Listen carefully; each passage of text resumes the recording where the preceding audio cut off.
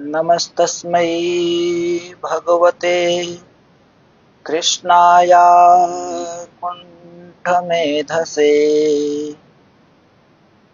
राधाधरसुधासिन्धौ नमो नित्यविहारिणे राधां कृष्णस्वरूपां वै कृष्णं राधा स्वरूपिणम् कलात्मानं निकुञ्जस्थं गुरुरूपं सदा भजे। हरिणीं हारिणीं ह्रीणां हरितां चतुरक्रियां कौमारीं सततं वन्दे तप्तचामीकरप्रभाम्।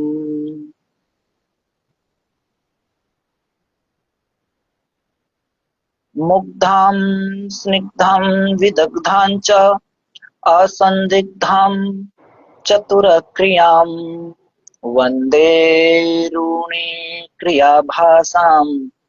देवर्षि प्रमुखाकृतिम् सिञ्जन्नूपुरपादपद्मयुगलां हंसि गतिं बिभ्रतिं चञ्चत्खञ्जनमञ्जुलोचनयुगां पीनोलसत्कन्धराम् शुम्भत्काञ्चनकङ्कणद्वितिमिलत् पाणौ चलच्चामरां कुर्वाणां हरिराधिकोपरि सदा श्रीरङ्गदेवीं भजे।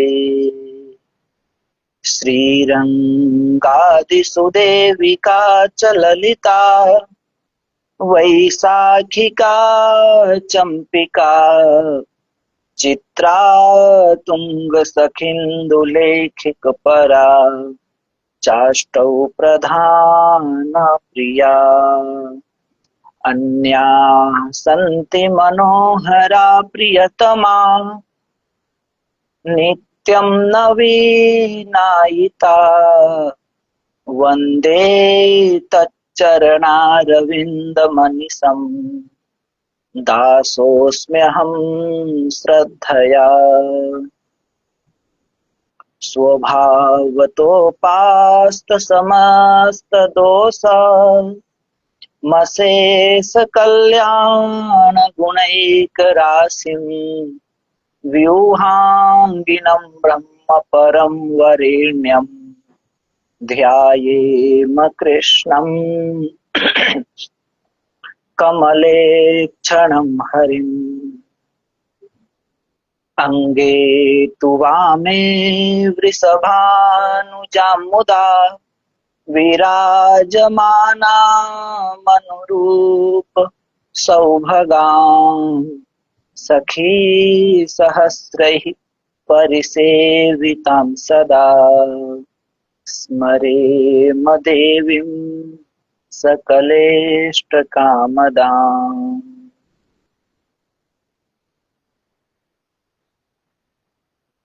श्रीमद्हंस समारंभां सनकादिक मध्यमाम् अस्मदाचार्यपर्यन्तां वन्दे गुरु परम्पराम्। तवास्मि राधिका नाथ कर्मणा मनसा गिरा कृष्णकान्ते तवैवास्मि इवामेव गतिर्मम।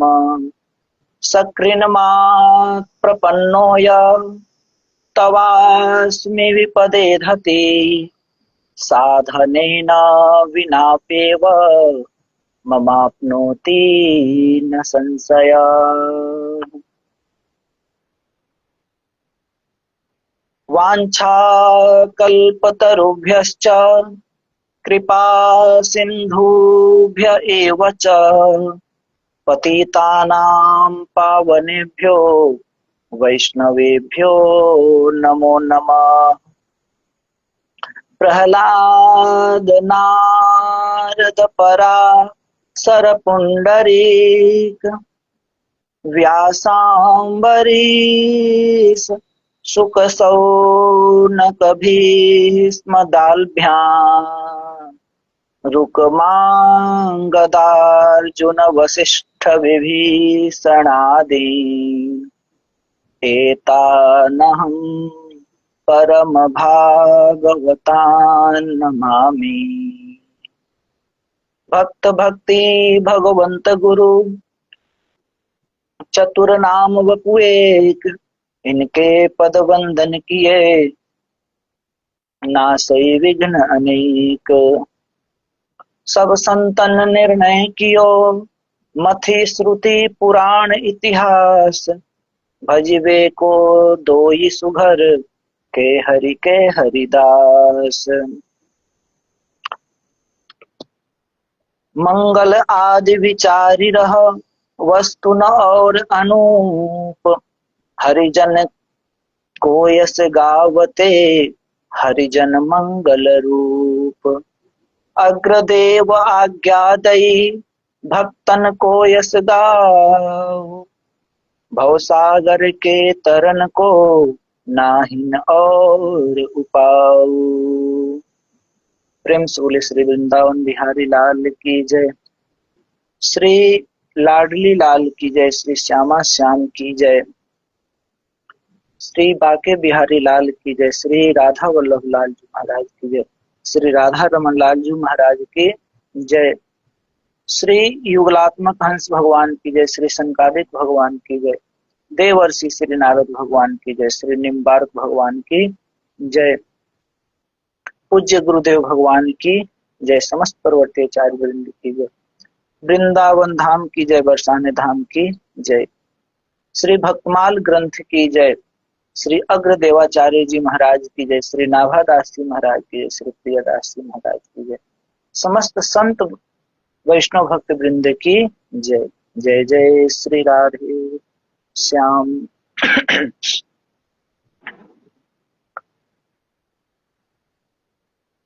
श्री भक्तमाल में हम लोग श्री अम्बरीश महाराज जी का चरित्र श्रवण कर रहे हैं।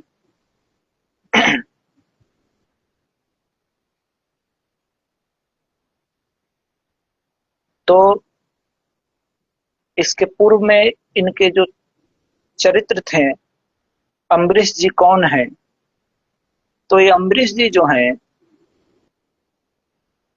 वैवस्वत मनु के,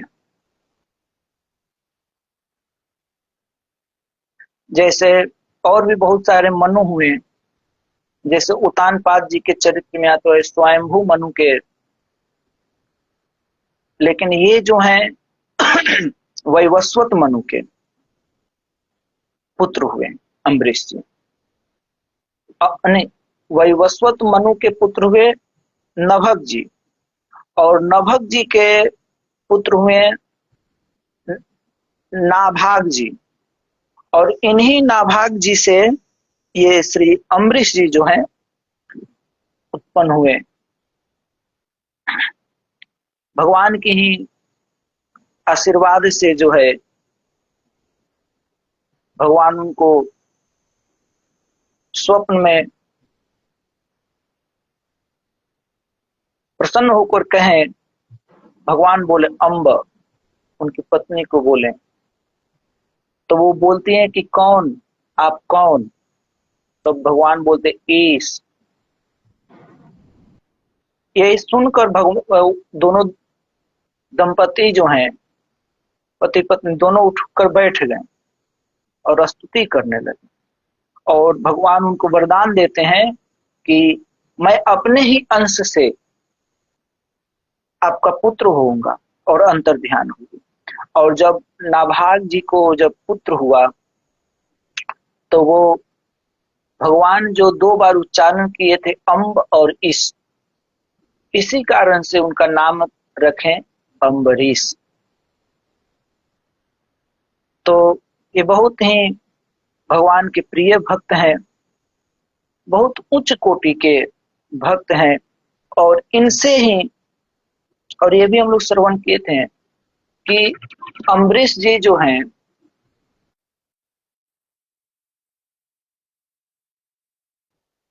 अम्बरीश जी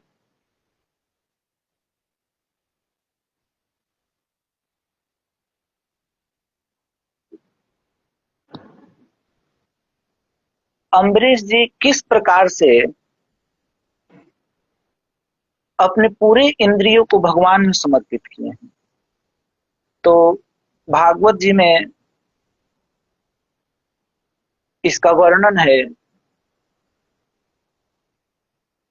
कहते हैं, स वै मनः कृष्ण पदारविंदयोर वचांसि वैकुंठ गुणानुवर्णने करौ हरेर मंदिर मार्जनादिषु श्रुतिम चकारात चकारात च्युत सत्कथोदये मुकुंदलिंगालय दर्शने दृशौ तद्भृत्य गात्र स्पर्शेंग संगमम घ्राणम च तत्पाद सरोज सौरभे श्रीमत्तुलस्या रसनाथ दर्पिते पादौ हरे क्षेत्र पदानुसर्पणे शिरो हृषिकेश पदाभिवंदने कामं च दास्येन तु काम कामयया यथोत्तम श्लोक जनाश्रया रति।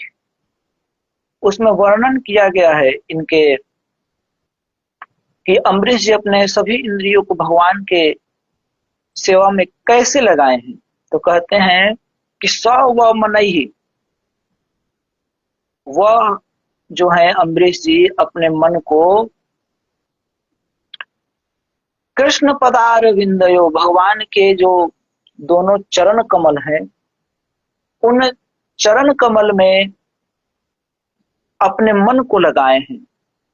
उनके चरण कमल का जो है अपने मन से चिंतन कर रहे हैं और वाणी को जो है वचांसी वैकुंठ गुणानुवर्णने, और अपने वाणी को जो है भगवान के गुणानुवाद करने में लगाएं और अपने हस्त को जो है, अपने हाथ को जो है हरेर मंदिर मार्जनादिषु करो, हरेर मंदिर मार्जनादिषु, अपने हाथ को जो भगवान के मंदिर को पोछने में, मार्जन करने में लगाते हैं।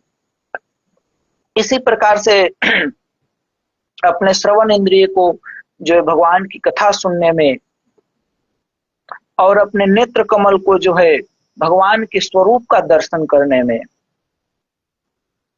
और अपने नासिका को जो है भगवान के चरण कमल पे जो पुष्प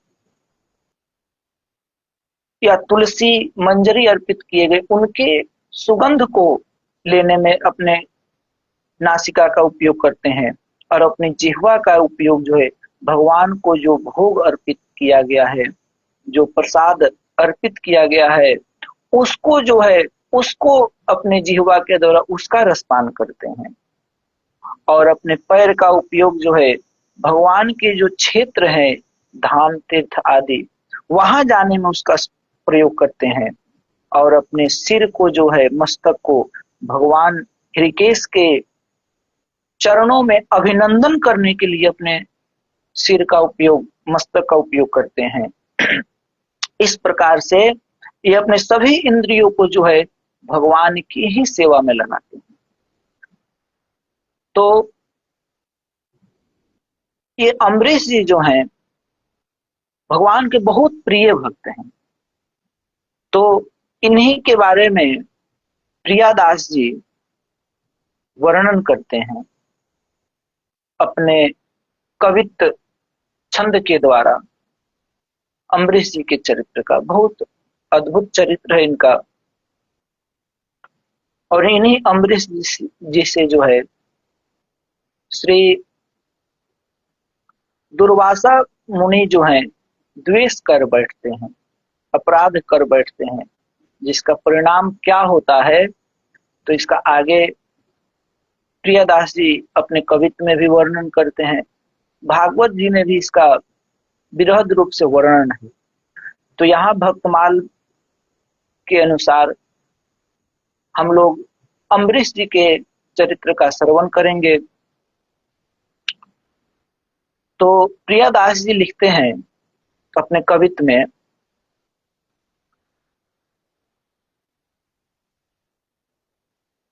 अम्बरीश भक्त की जो रीस को करे और बरो मति बौर की हूँ जान नहीं भागी। कहते हैं अम्बरीश जैसे भक्त, पूरा पद है, अम्बरीश भक्त की जो रीस को करे और बड़ो मति बोर की हूँ जान नहीं भागिए। दूरबासा ऋषि शिष्य सुनी नहीं कहूँ साधु, मानी अपराध सिर जटा खेची नाखिए। लई उपजाए काल कृत्या विकराल रूप, भूप महाधीर रह्यो ठाढ़ो अभिलाखिए। चक्र दुख मानिल कृषाणु तेज राख करी, परि भीर ब्राह्मण को भागवत साखिए।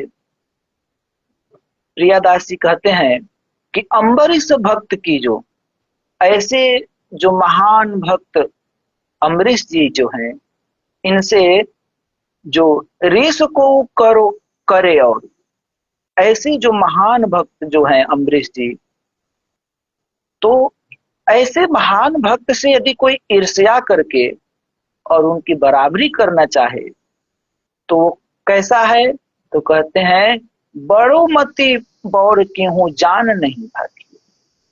अगर ऐसे महान भक्त से यदि कोई ईर्ष्या करके उनकी बराबरी करना चाहे तो समझो कि वो क्या है? तो वो महामूर्ख है, पागल है। क्यों? क्योंकि क्यों जान नहीं भागी, क्योंकि अम्बरीश जैसे भक्त को कोई नहीं जान सकता है।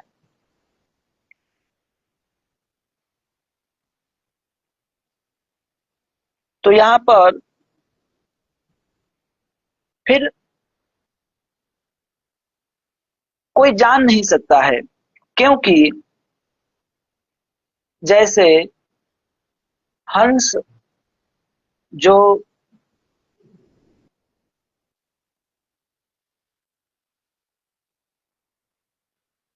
जो हंस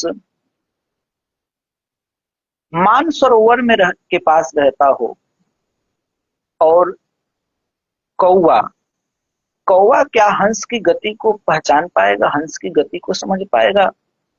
हंस की बराबरी कभी कौवा कर सकता है? तो वही यहाँ पर उदाहरण दे रहे हैं कि जैसे कौवा जो है हंस की गति को, हंस को नहीं समझ पाएगा, वैसे ही दुर्वासा ऋषि जो हैं अगर ईर्ष्या ही कर लेते हैं तो क्या ईर्ष्या करने से क्या उनके बराबर हो जाएंगे? कभी नहीं। तो यहाँ पर एक उदाहरण देते हैं, कहते हैं कि एक बार एक कौवा जो था किसी अच्छे घराने सेठ परिवार के यहाँ रहता था, उसे खूब अच्छा अच्छा खाने को मिलता था, जिससे वो खूब हिष्ट पुष्ट था। तो वो समझता था कि मैं ही सबसे बलवान हूं, मैं ही सबसे ज्यादा उड़ता हूं। तो मानसरोवर पे रहने वाले कुछ हंस जब आए तो वो कौवा बोला, उसको घमंड था कि मेरे से ज्यादा तुम उड़ नहीं सकते, मैं ही सबसे शक्तिशाली हूँ, अथवा अन्य सारी बातें उसमें थी जो उसके अहंकार का सूचक था। तो वो कौवा जो है उन हंसों से कहता है कि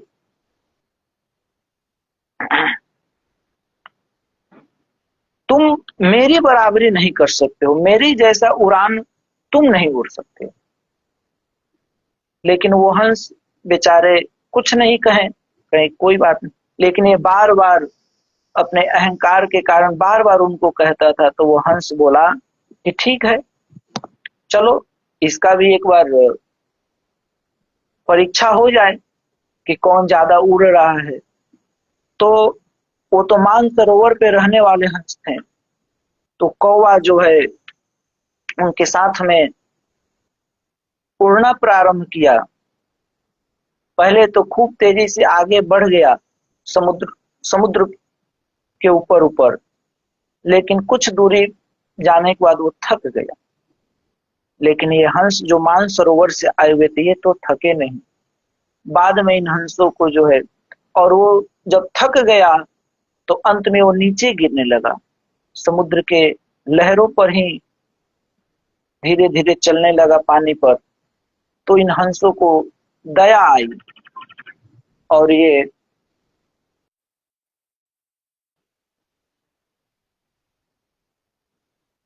हंसों को दया आई और ये फिर उसे उठा करके और समुद्र के किनारे ले आकर के रख देते हैं। फिर इसे बहुत अफसोस हुआ। वैसे ही इनके चरित्र में आता है कि ये दुर्वासा ऋषि जो हैं इनसे ईर्ष्या कर बैठते हैं। ये बहुत दान पुण्य करते थे, सबकी आव भगत संत सेवा आदि करते थे, सभी जगह इनकी ही चर्चाएं हो रही थी। तो इनकी ख्याति से जो है दुर्वासा ऋषि जल उठते हैं। तो वही कह रहे हैं कि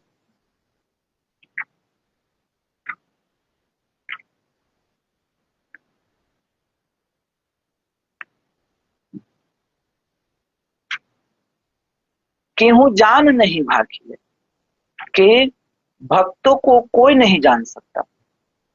तो कहने का तात्पर्य यहाँ ये है कि भक्तों की जो भक्ति है उसको समझना जानना अत्यंत कठिन है। इसीलिए जब अग्रदेवाचार्य जी जब नाभादास जी से भक्तों के चरित्र लिखने को कहते हैं तो कहते हैं भक्ति रूप अति दूर है।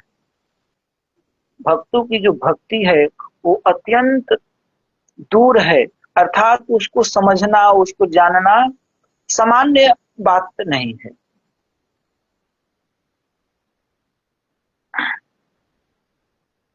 क्योंकि बड़ों की बराबरी नहीं करनी चाहिए।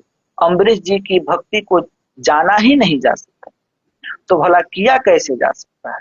इसीलिए प्रियदास जी लिखे हैं बड़ो मति बौर, अर्थात समझो कि जो यदि ऐसा करता है वो भक्तों से यदि ईर्ष्या करके उनकी बराबरी करना चाहता है वो समझो कि मूर्ख है, पागल है।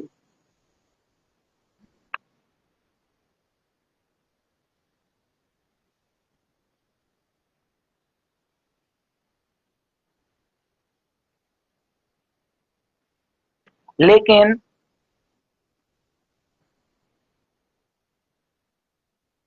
अपनी वाणी को पवित्र करने के लिए अन्य जो भक्त किसी का गुणगान करते हैं, किसी भक्त के चरित्र का या भगवान के चरित्र का, तो वो अपनी वाणी को पवित्र करने के लिए यथामति बुद्धि जो है उनके कुछ अंशों का वर्णन कर पाते हैं। क्योंकि भक्तों की रहनी, उनका भाव कैसा है ये कहा नहीं जा सकता। कोई भक्त ऐसे होते हैं जो दिखने में तो लगेंगे कि ये भक्त हैं, चंदन तिलक भक्तों का जो चिन्ह आदि जो धारण किए हुए हैं, तो उनका कुछ हिस्सा में हम वर्णन कर सकते हैं। लेकिन जो कभी भक्तों के चिन्ह को धारण नहीं करता लेकिन अंतर्मुखी भक्त है उसका हम कैसे वर्णन कर सकते हैं। तो इसीलिए प्रियदास जी कहते हैं भक्ति रूप अति दूर है। तो अब यहाँ कहते हैं फिर आगे प्रियदास जी दुर्वासा ऋषि शिष्य सुनी नहीं कहूं साधु मानी अपराध सिर जटा खेची नाखिए।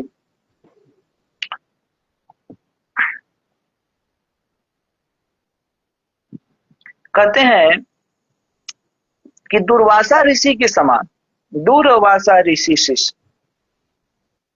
दुर्वासा ऋषि के समान किसी तपस्वी साधु का रोष नहीं सुना गया। क्योंकि संत हृदय नवनीत समाना, संत तो कोमल चित्त वाले होते हैं, वो यदि रोष करे, ईर्ष्या करे, ये ठीक नहीं है। तो ऐसा सुना नहीं जाता है। भक्तों के साथ स्पर्धा और बराबरी नहीं करनी चाहिए, ईर्ष्या कभी नहीं करनी चाहिए भक्तों से। तो वही कह रहे हैं प्रियदास जी की, दूरवासा ऋषि शिष्य सुनी नहीं कहूं साधु, मुनि अपराध सिर जटा खींची नाखी। इस उत्तम शिक्षा को भी उन्होंने नहीं माना, अम्बरीश जी को अपराधी मानकर उनके ऊपर कुपित हो गए और सिर की जटा खींचकर पृथ्वी पर पटक दी। कौन? दुर्वासा मुनि। किनका? अम्बरीश जी को। तो इसका भाव व्यक्त करते हैं कि एक बार दुर्वासा ऋषि प्रयागराज में मकर संक्रांति के समय पर संत समाज के बीच में उपस्थित हैं। तो वहीं पे नारद जी अम्बरीश जी की बहुत बड़ाई की। तो दुर्वासा मुनि को लगा कि ये मेरी बड़ाई नहीं कर रहे हैं, अम्बरीश की बड़ाई कर रहे हैं।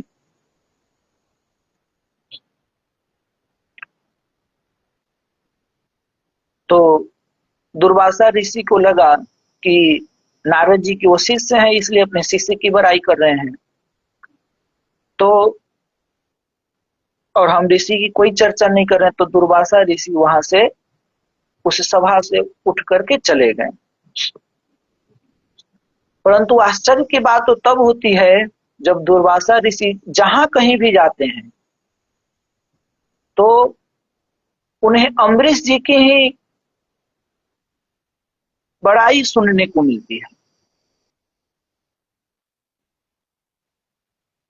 जिससे वो और जो है उनसे ईर्ष्या करने लगते हैं कि लोग मेरी बड़ाई क्यों नहीं कर रहा है, उनकी बड़ाई ही क्यों लोग कर रहे हैं। तो उनके मन में हुआ कि अगर ये इतने ही बड़ाई के पात्र हैं तो क्यों ना उनको देखा जाए, उनकी भक्ति को देखा जाए कि कैसे भक्त हैं, कैसी उनकी भक्ति है। और दुर्वासा ऋषि जो हैं अम्बरीश जी के यहाँ पधारते हैं। तो जब वो अम्बरीश जी के यहाँ गए तो उस समय अम्बरीश जी एकादशी व्रत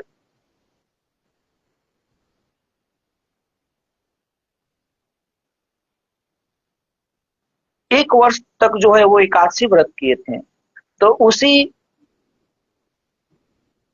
एकादशी व्रत को विधि पूर्वक करने के बाद द्वादशी के दिन सभी संत ब्राह्मणों को प्रसाद जिमाने के लिए बुलाए थे और प्रसाद जिमा करके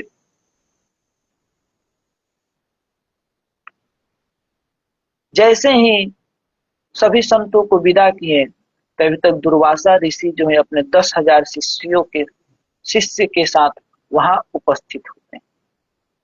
तो वो उनकी बहुत ही आव भगत सेवा करते हैं और कहते हैं कि आप प्रसाद पाइए। तो दुर्वासा ऋषि जो है स्नान करने के लिए यमुना तट पर चले जाते हैं। जब वो यमुना तट पर स्नान करने के लिए चले जाते हैं तो उनकी प्रतीक्षा कर रहे थे कि आए तो उनको प्रसाद पवाने के बाद फिर जो है मैं प्रसाद पाऊं। तभी तक उनको आने में लेट हो गई और इधर जो द्वादशी समय की जो तिथि थी, द्वादशी की तिथि का जो समय था वो व्यतीत होने वाला था। अब वो असमंजस में पड़ गए कि क्या करें।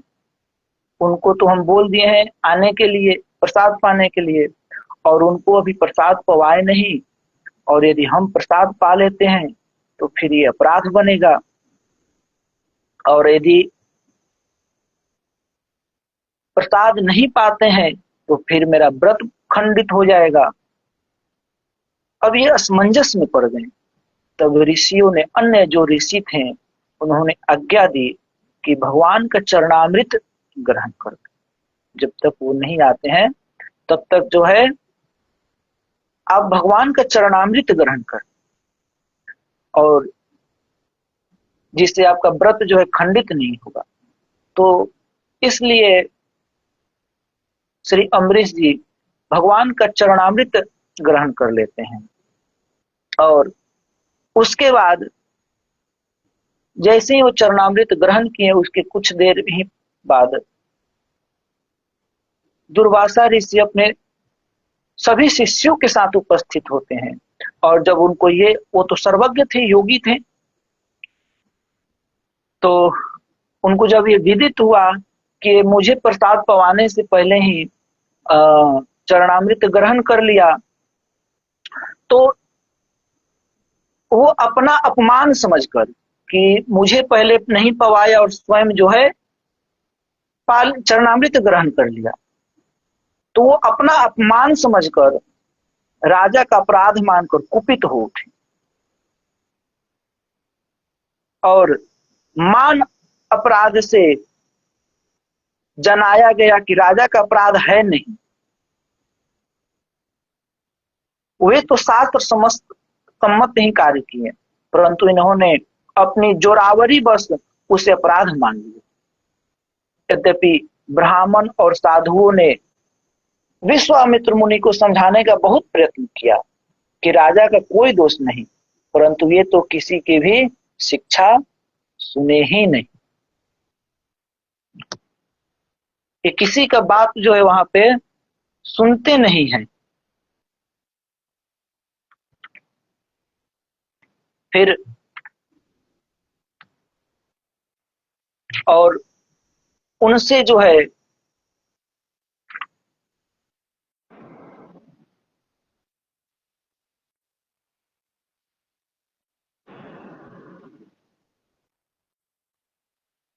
और फिर उनका अपराध कर्म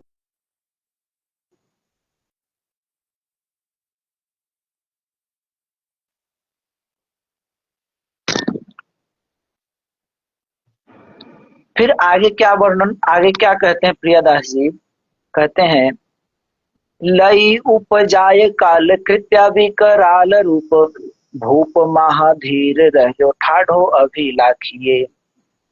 कहते हैं कि उससे भयंकर रूप वाली काल कृत्या शक्ति उत्पन्न करके उसे आज्ञा दी कि इस राजा अम्बरीश को भस्म कर दो। कौन? वो दुर्वासा ऋषि अपनी शक्ति से जो है काल रूप शक्ति का उत्पन्न करते और आज्ञा देते हैं कि इस राजा को भस्म कर दो। और वो शक्ति जो है अम्बरीश जी की ओर चली, लेकिन अम्बरीश जी भक्त थे, उनमें धैर्य था, जिसके कारण वो भयभीत नहीं और हाथ जोड़कर ऋषि को प्रसन्न करने की अभिलाषा से खड़े ही रहे।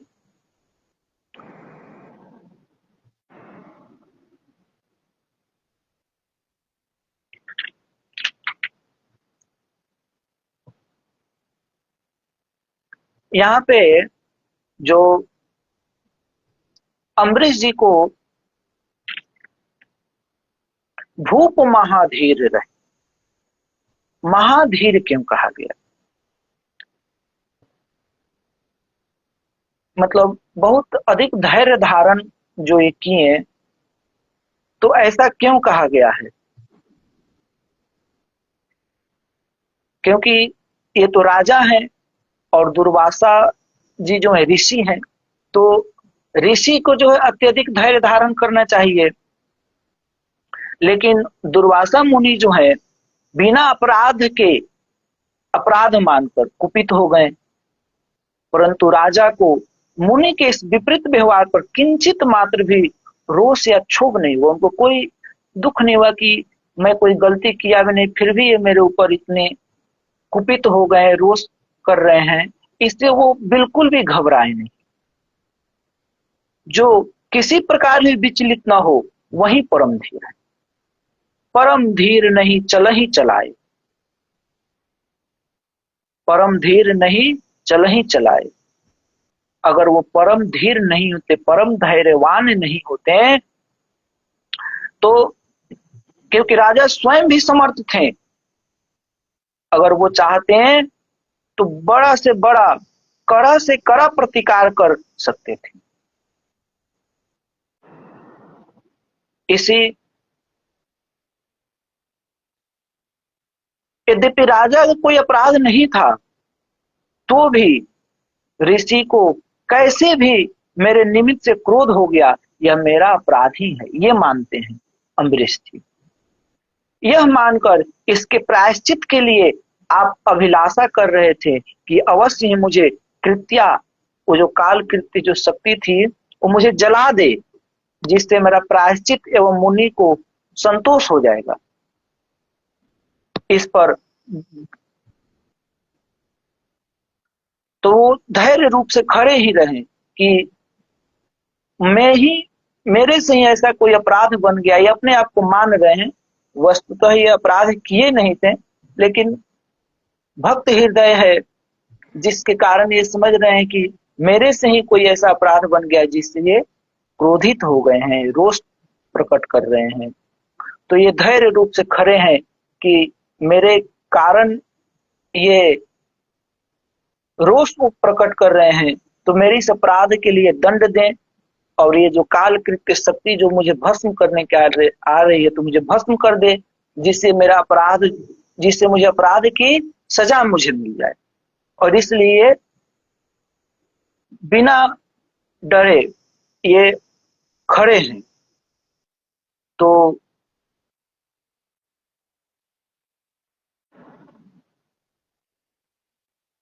तो जब वो काल कृत्य शक्ति जब इनको भस्म करने के लिए चलती है, तब वहां पर, ये तो भगवान के परम भक्त थे, तो भगवान कैसे अपने भक्तों को, शरणागत वत्सल थे, तो कैसे अपने भक्तों की सुरक्षा न करें। तो जैसे ही वो शक्ति चली इनको भस्म करने के लिए, तभी तक भगवान का जो चक्र था, सुदर्शन चक्र, वो आता है।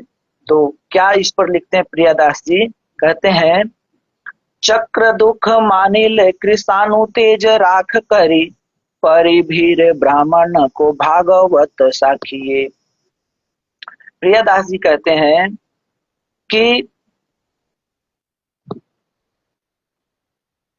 जो भगवान का जो सुदर्शन चक्र है, जब वो देखे, भगवान जब देखें कि हमारे भक्त पर ऐसी संकट आई, और तो सुदर्शन चक्र जो है वो राज्य के साथ, राज्य समेत राजा की रक्षा में सदा तत्पर थे।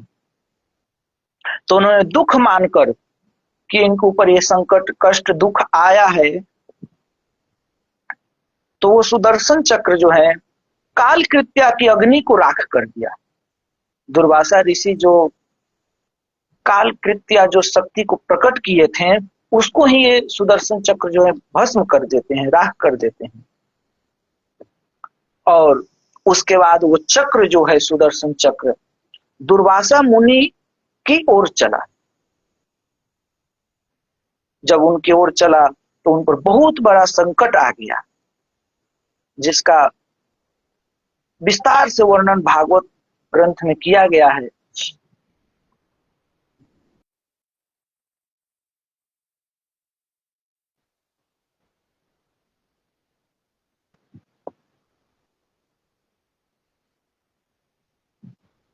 अब मैं तो सोचता हूँ कि ग्रंथ आदमी अपने अकेले भी अध्ययन कर सकता है। मैं सोचता हूँ कि यहाँ ठाकुर जी हैं, ठाकुर जी भी श्रवण करते हैं, क्योंकि जहाँ भक्तमाल कथा होती है वहां पे ठाकुर जी स्वयं रहते हैं, श्रवण करते हैं।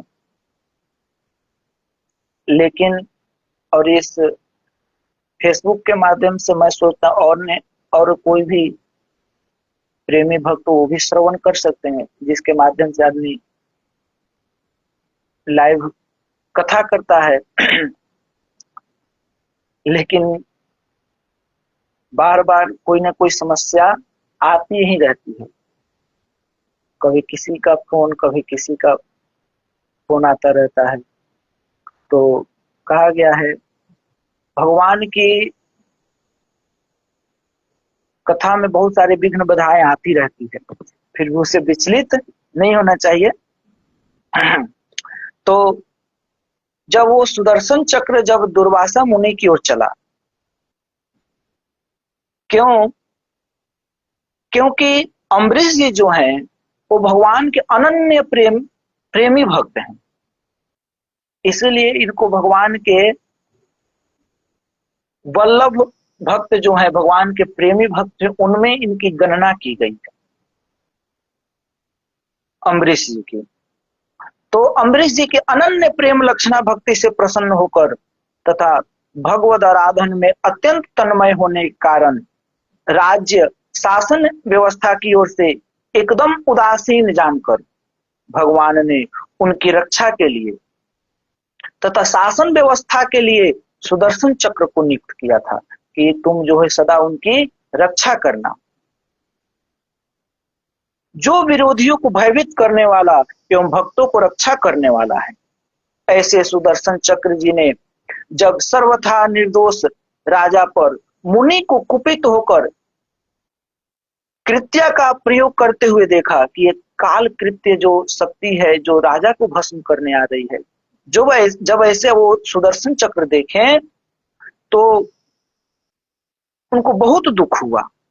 फिर तो अपने प्रचंड तेज से उस काल कृत्य शक्ति को जो है पहले भस्म करते हैं और फिर वो मुनि के तरफ चलते हैं।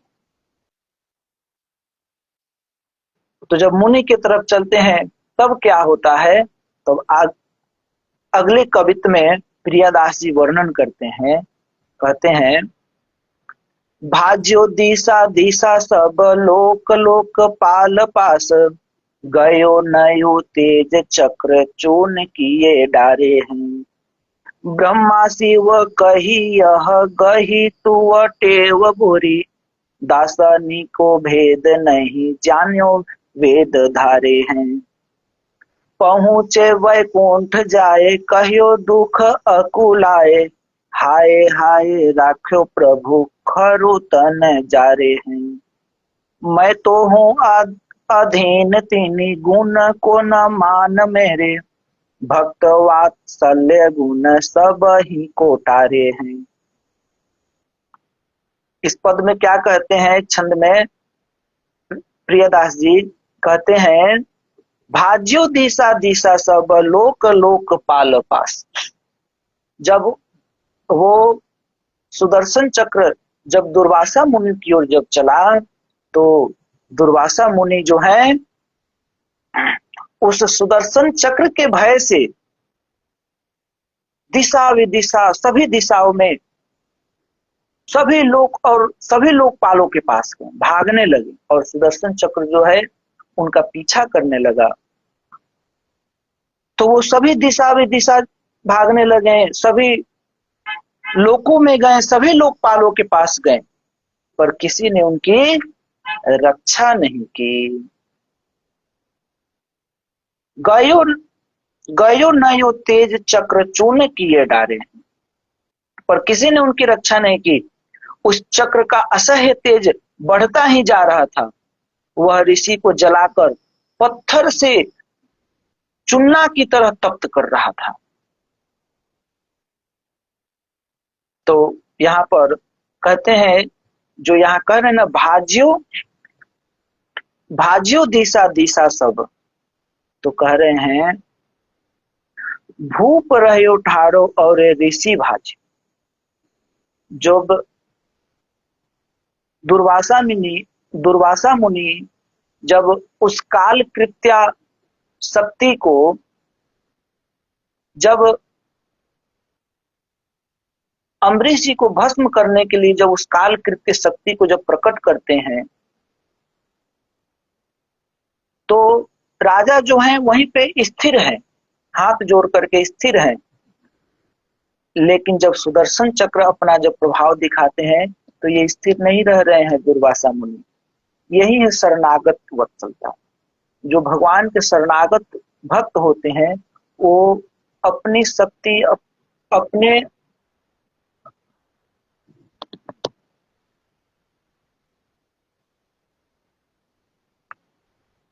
अपनी शक्ति पर घमंड नहीं करते, अपनी शक्ति के भरोसे नहीं रहते हैं।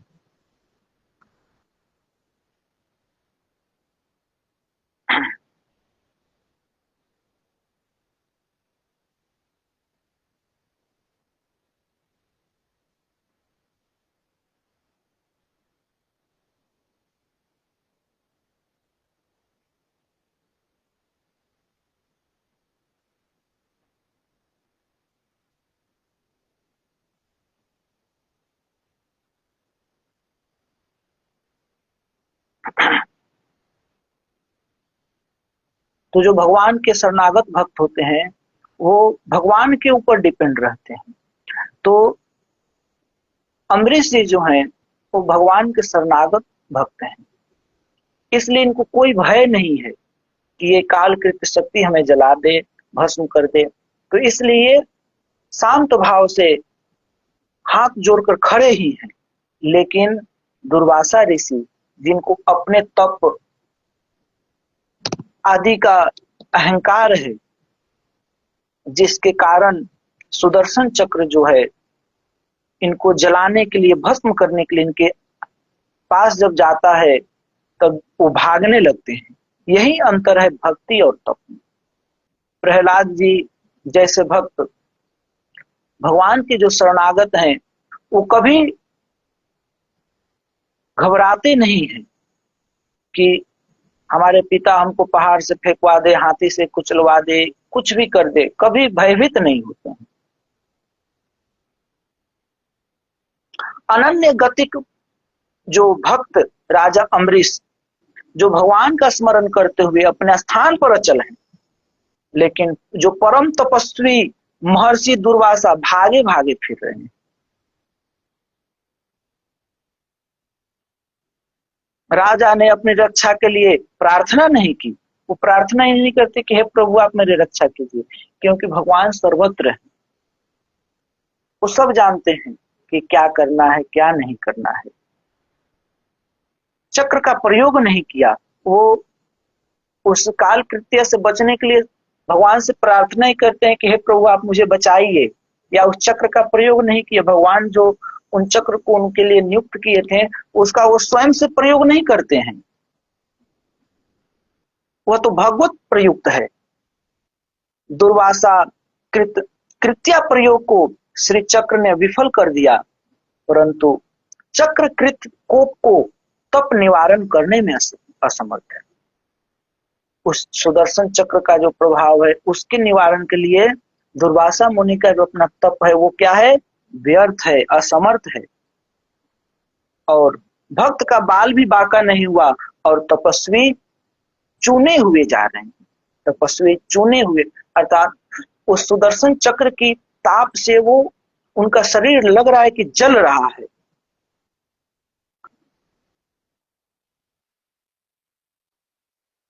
इसी से भक्ति की सर्वश्रेष्ठ माना गया है कि भक्ति ही सर्वश्रेष्ठ है। वो उतने तपस्वी हैं लेकिन वो भाग रहे हैं, और ये भगवान के भक्त हैं, भगवान के शरणागत हैं जो कि निश्चिंत हैं। इसीलिए कहा गया है सा तो कर्म ज्ञान योग भयोप्यधिकतरा। कहते हैं कि जो भक्ति जो है ना, वो प्रेम रूपा जो भक्ति वो कर्म ज्ञान और योग से श्रेष्ठतर है।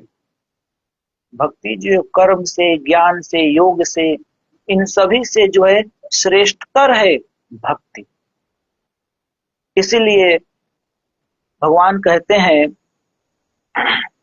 भागवत में भागवत के 11वें स्कंद के 14 अध्याय के 20 श्लोक में क्या कहते हैं न साधयति माम योगो न सांख्यम धर्म उद्भव न स्वाध्याय तपस्त्यागो यथा भक्तिर ममोर्जिता।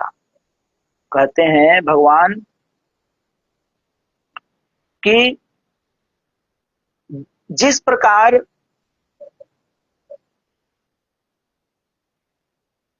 मम भक्तिर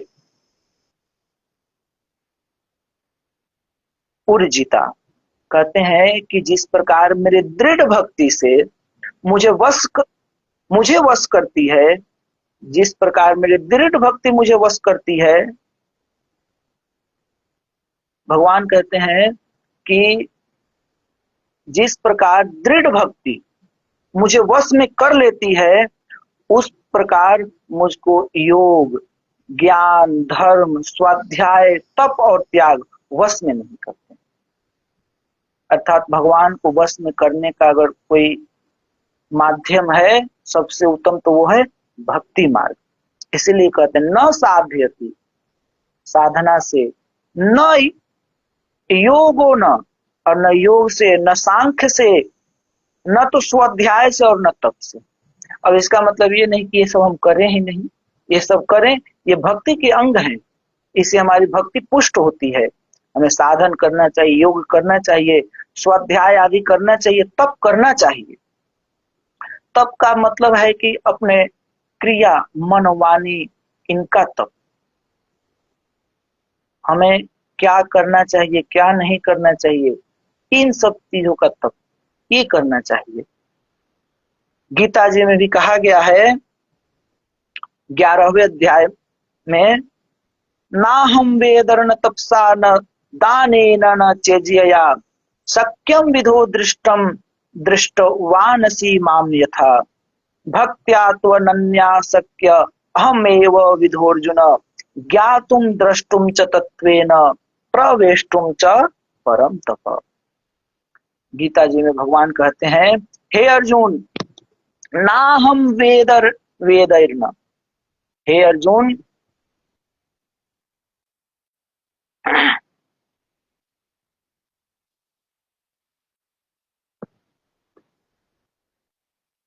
कहते हैं भगवान कि हे अर्जुन, जैसा तुमने मुझको देखा है वैसा न मैं न तो वेद से, न तप से, न दान यज्ञ आदि से मैं नहीं देखने में आता हूं। हे परंतप अर्जुन, अनन्य भक्ति के द्वारा ही इस प्रकार से मुझे देखा जाना, मुझे तत्व से जानना और मुझ में प्रवेश पाना संभव है।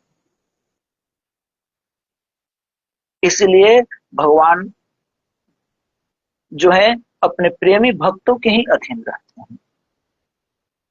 अब जो यहाँ कहते हैं कि भज्यो दिशा दिशा, और वो दुर्वासा ऋषि जो है दिशा विदिशा भाग रहे हैं सभी लोकपालों के पास, तो जिसका वर्णन रामचरित कैसे है, तो जैसे रामचरितमानस में जयंत का हुआ था, जो जयंत नाम का जो काग जो था, जो अपराध किया था माता सीता के प्रति, तो और भगवान राम ने जब एक तिनका ही उसके ऊपर चलाया, तो उससे बचने के लिए वो सभी जगहों पे भाग रहा है।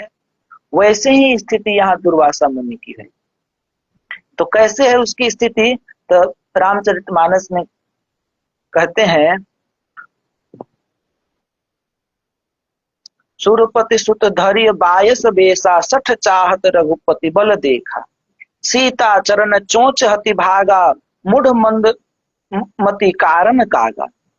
माता सीता के चरणों में जो चोंच मारा है अपना, जो अपने मूढ़ मंद मति के कारण ये काग, तो चला रुधिर रघुनायक जाना। और जब वो माता सीता के चरणों से जब वो रुधिर निकला, और जब रघुनाथ जी जब उसको जानते हैं, तो सींक धनुष सायक संधाना, तो एक सींक को ही जो है उसके ऊपर संधान करते हैं। प्रेरित मंत्र ब्रह्म सरधावा चला बाजी बायस भय पावा धरी निज रूप गयऊ पितु पाही राम विमुख राखा तेहि नाही भा निराश उपजी मन त्रासा जथा चक्र भय ऋषि दुर्वासा। ब्रह्म धाम शिव पुर सब लोका फिरा श्रमित व्याकुल भय शोका काहू बैठन कहा न ओही, राखी को सकई राम कर द्रोही। मातु मृत्यु पितु समन समाना, साधु होई विष सुनु हरि जाना। मित्र करई सत रिपु के करनी, ता कह विबुध नदी बैतरनी। सब जग ताहि अनलहु ते ताता, जो रघुबीर विमुखु सुनु भ्राता। तो जिस प्रकार से उस जयंत की स्थिति हुई है, जब भगवान राम जब एक सीख का ही संधान उसके ऊपर करते हैं और उससे वो बच नहीं पा रहा है, सभी लोकों में जाता है, शंकर जी ब्रह्मा जी सभी के पास जाता है, ब्रह्म कोई उसे बचा नहीं पाते हैं। तो वैसी स्थिति इनकी हो रही है। और फिर अंत में जब वो भगवान राम के ही चरणों में आता है और सीता जी के चरणों में जब आता है, तो सीता जी जब उसे कहते हैं कि प्रभु छोड़ दीजिए, तब जो है भगवान उसको छोड़ते हैं। वैसी ही स्थिति हो गई है यहाँ दुर्वासा ऋषि का। ये दिशा विदिशा सभी जगह भाग रहे हैं, लेकिन उस सुदर्शन चक्र से कहीं भी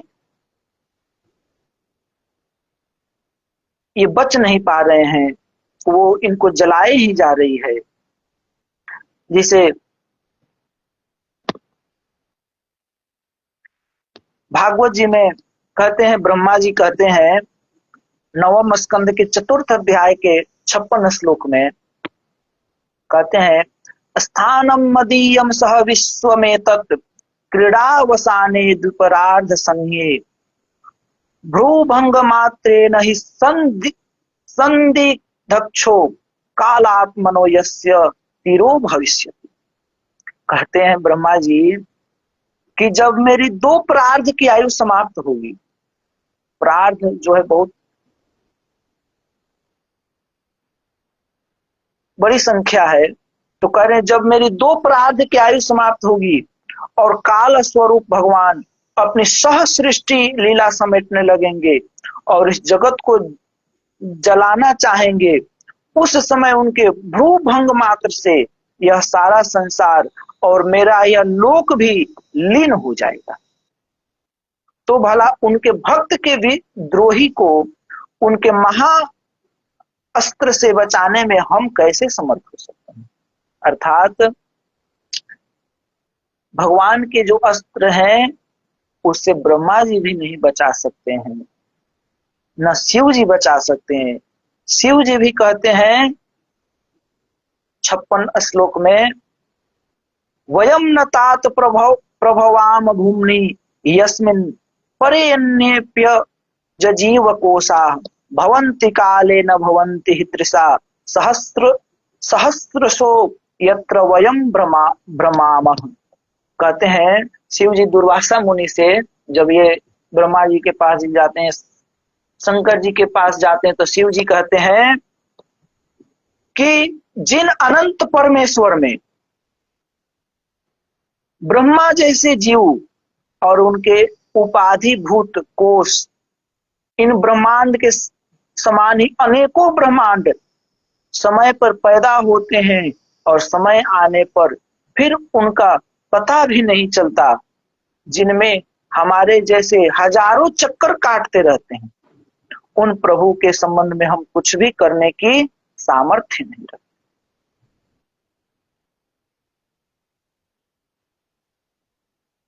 तस्य विश्वेश्वर सेदम शस्त्रम दुर्विसहमीन तमेव शरणम याहि हरिस्ते संविधासयति। कहते हैं यह चक्र उन विश्वेश्वर का शस्त्र है, यह हम लोगों के लिए असह्य है, तुम उन्हीं के शरण में जाओ, वे भगवान ही जो है तुम्हारा मंगल करेंगे। तो यहाँ जो प्रियादास जी कहते हैं,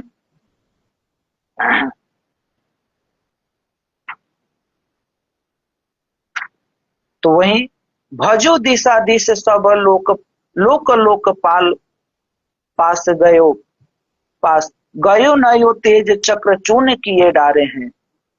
ब्रह्मा शिव कही यह गही तुव टेव बुरी दासन को भेद नहीं जान्यो वेद धारे।